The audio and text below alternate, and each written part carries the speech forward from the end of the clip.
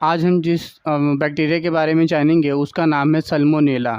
ये एक ऐसा बैक्टीरिया है जिससे आमतौर पे ये माना जाता है पेट के अंदर सूजन जो हो जाता है या आंतों में जो सूजन पैदा करने वाला बैक्टीरिया है, उसके नाम से ये आम तौर पे लोगों में ये प्रचलित होता है और लोग इससे जानते हैं कि आंतों में सूजन करने वाला बैक्टीरिया, यानी जिस बैक्टीरिया से आम तौर पे या ख़ास तौर पे आंतों में सूजन होती है, उसके बारे में। तो सल्मोनेला बैक्टीरिया कुछ यही है। इसके बारे में हम आज डिटेल में समझेंगे कि ये क्या है, इसके मॉर्फोलॉजी कैसा है, इसका पैथोजेनेसिस कैसा है और ये किस तरीके की इन्वेस्टिगेशन से पता चलता है और क्या-क्या सारी चीज़ें हैं ये। ठीक है, तो चलिए शुरू करते हैं सारे कुछ जानने के लिए। अगर हम इसका इंट्रोडक्शन देखें सल्मोनेला के बारे में, तो पहली चीज़ ये कि ग्राम नेगेटिव बैक्टीरिया है। दूसरा, थिन पेप्टाइड ग्लाइकोन लेयर है इसके सेल वॉल में, जो सैंडविच की तरह से पाया जाता है। सेल मेम्ब्रेन और प्लाज्मा मेम्ब्रेन के बीच में एक ये वाला थिन पेप्टाइड का ग्लाइकेन का लेयर पाया जाता है, जैसे सैंडविच के जैसे एक लेयर नीचे, एक बीच में और ऊपर से वो। ठीक है, सल्मोनेला जो होता है, अगर हम इसके बारे में थोड़ा सा देखें तो ये ग्राम नेगेटिव बैक्टीरिया है। ये बैसिलस है, मतलब है कि बैसिलस कैटेगरी का बैक्टीरिया है। पैरासाइट इंटेस्टाइन है, यानी इंटेस्टाइन के अंदर मेन जो पैरासाइट का कॉजेटिव एजेंट है वो यही है। यानी कि आंतों के अंदर जो पैरासाइट जो बनता है या आंतों के अंदर जो भी बीमारी करने वाला, कोई पैथोलॉजिकल इफेक्ट लाने वाला जो कॉज है, वो सल्मोनेला एक है। एंट्रिक फीवर, जो आंतों के अंदर जो सूजन आ जाती है वो वाला फीवर, जो उसको हम बोलते हैं एंट्रिक फीवर। गैस्ट्रोएंटेराइटिस, पेट के अंदर जो इन्फ्लामेशन कर देता है वो यही है। अलग अलग नामों से इसको बोलते हैं, या फिर सेप्टिसीमिया भी ये करता है ये। ठीक है, यानी कि पैरासाइट के अंदर इंटेस्टाइन का पैरासाइट है, ये एंट्रिक फीवर कराता है, गैस्ट्रोएंटेराइटिस कराता है और सेप्टिसीमिया कराता है। कुल मिला के सारा इंडिकेशन जा रहा है इसकी आंतों की तरफ ये, यानी आंतों के अंदर से होने वाला इन्फेक्शन, आंतों के अंदर होने वाले इन्फेक्शन से होने वाला बुखार, इस तरह की सारी कॉम्प्लिकेशंस यही कराता है ये। इसकी मॉर्फोलॉजी अगर हम देखें तो ये ग्राम नेगेटिव बैक्टीरिया होता है, जैसे बताया। बैसिलस है तो रॉड शेप का ही होगा। ये मोटाइल होता है, यानी कि मूवमेंट करने लायक होता है, मूवमेंट करता है। पेरीट्राइकस फ्लैजिला होता है, दैट मीन्स अगर ये इस तरीके का है, ये रॉड शेप का है, तो इसके फ्लैजिला इसके चारों तरफ है ये। ठीक है, चारों तरफ ये इसके चारों तरफ पेरीट्राइकस फ्लैजिला है।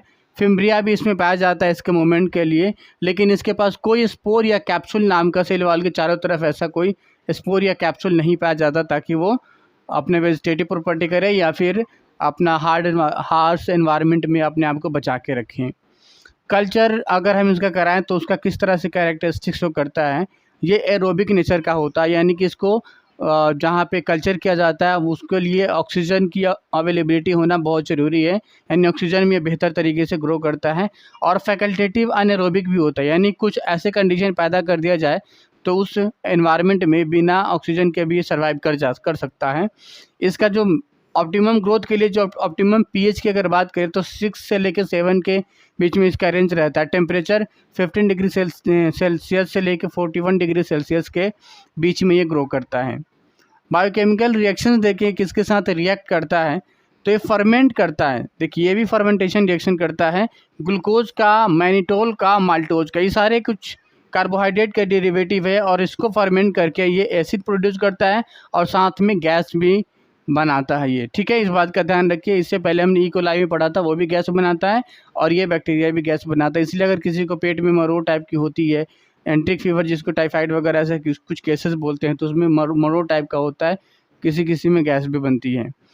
एक्सेप्शन है एस टाइफी नाम का, जो सल्मोनेला टाइफी है, इसमें गैस का प्रोडक्शन नहीं होता, यानी कि टाइफाइड जो आपको होता है ना, उसमें पेट में गैस नहीं जैसा कोई ऐसा शिकायत नहीं होता है ये। इसके अंदर जो एंटीजन की अगर बात करें तो 3 तरह के एंटीजन पाया जाता है। आपने कभी विडाल टेस्ट का रिपोर्ट देखा होगा। विडाल टेस्ट एक ऐसा टेस्ट है जो टाइफाइड की जांच कराने के लिए, टाइफाइड फीवर को जांच कराने के लिए किया जाता है। तो टाइफाइड जो फीवर होता है वो इसी सल्मोनेला बैक्टीरिया से होता है, हम आगे देखेंगे।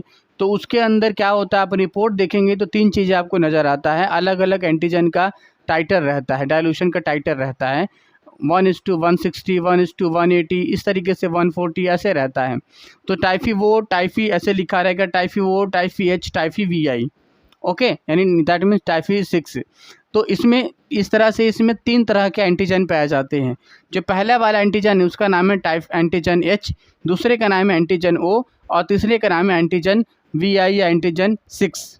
ठीक है, अगर एंटीजन एच की बात करें तो ये प्रेजेंट ऑन फ्लैजिला, जो फ्लैजिला है इसके ऊपर पाया जाता है। जो फ्लैजिला है ये ट्रैकेस फ्लैजिला, ये हीट लिएबल होता है, हीट लिएबल प्रोटीन होता है ये जो एंटीजन है, और मोर पैथोजेनिक होता है। ये सबसे ज़्यादा ये एच वाला पैथोजेनिक होता है, यानी बहुत खतरनाक होता है। अगर किसी को इसके फ्लैजिला के ऊपर पाए जाने वाले एंटीजन से अगर किसी को कोई टॉक्सिन मिला है या किसी को अगर प्रॉब्लम आई है तो बहुत खतरनाक होता है ये फ्लैजिला एच, एंटीजन एच वाला अगर किसी को टाइफाइड हो जाता है तो।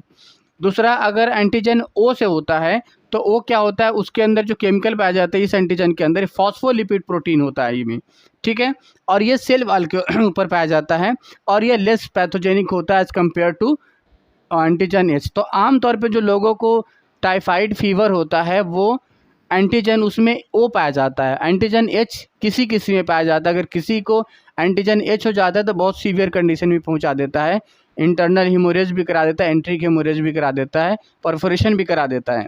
लेकिन एंटीजन आमतौर पे देखोगे जिसको टाइफाइड होता है उसको जनरली आपको एंटीजन ओ उसमें मिलता है, आपको एंटीजन ओ के टाइटर आपको देखने को मिलेंगे। ठीक है, तो इसमें ये वाला इसकी लेस मतलब एंटीजन एच से लेस पैथोजेनिक है। एंटीजन तीसरा पैथोजन एंटीजन का नाम है एंटीजन वी आई या एंटीजन 6। ये पॉलीसैकेराइड एंटीजन है, ये एनवेलप करता है ओ एंटीजन का, ठीक है, और ये वायरुलेंस है। वायरुलेंस का मतलब है पोर कर देगा, सीधा सीधा अंदर भी कहीं भी घुस जाएगा ये, ठीक है, इंटेस्टाइन के इंटरनल लेयर में, इंटरनल जो म्यूकोसल लेयर है उसके अंदर घुस जाता है, तो ये भी बहुत ज़्यादा सीवियर होता है।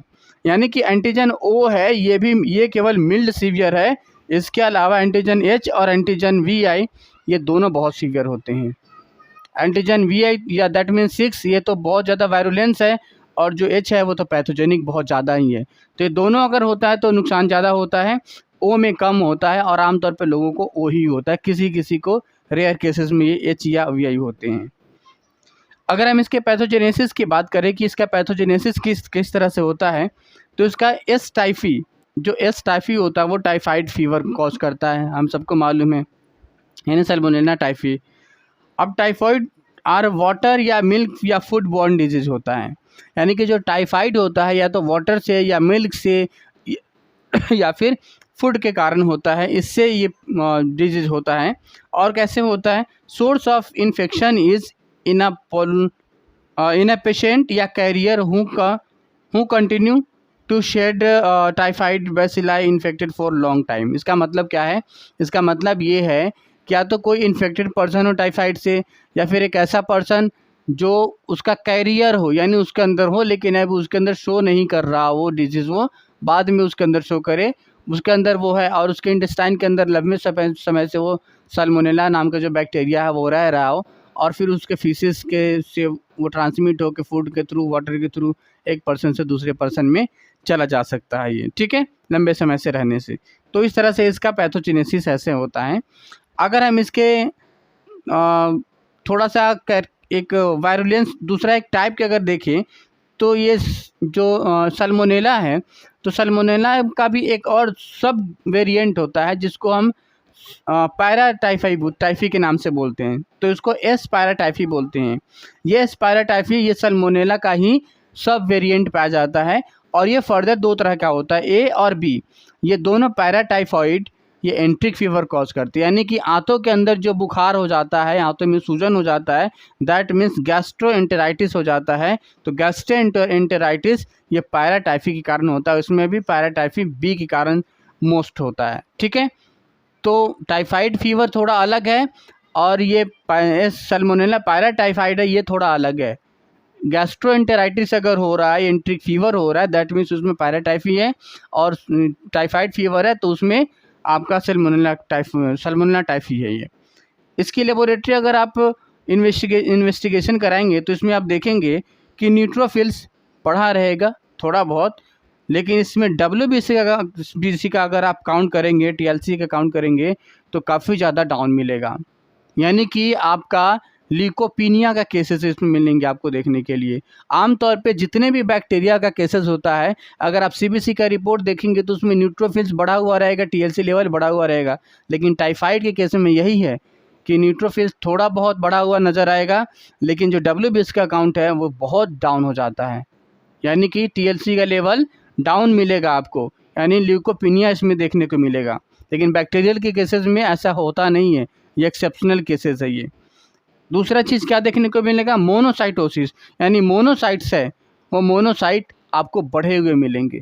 हालांकि मोनोसाइट ये वायरस के केसेस में ऐसा होता है कि मोनोसाइट्स बढ़ जाते हैं और टीएलसी लेवल डाउन, ये इसमें ज़्यादा वेरिएशंस नहीं आते, लेकिन इसमें उल्टा हो जाता है, डब्ल्यूबीसी डाउन हो जाता है, मोनोसाइट्स बढ़ जाते हैं। तो लगता है कि वायरस का केस है, वायरस के कारण है, लेकिन एक्चुअली में ऐसा होता नहीं है, ये टाइफाइड के कारण होता है। बैक्टीरिया जो सल्मोनेला टाइफाइड है इसके कारण होता है।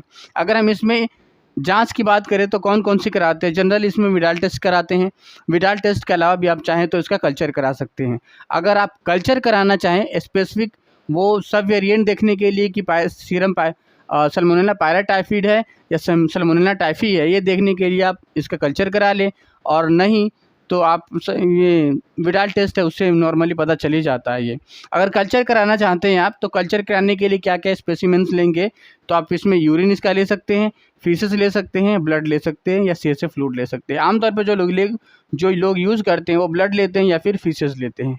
ठीक है, तो इस तरह से हमारा सल्मोनेला बैक्टीरिया ख़त्म हो गया। अगले वीडियो में मैं आपको वायरस के बारे में बताऊँगा, वायरस के जितने टाइप्स है उसके कैरेक्टरिस्टिक्स क्या हैं। तब तक के लिए शुक्रिया।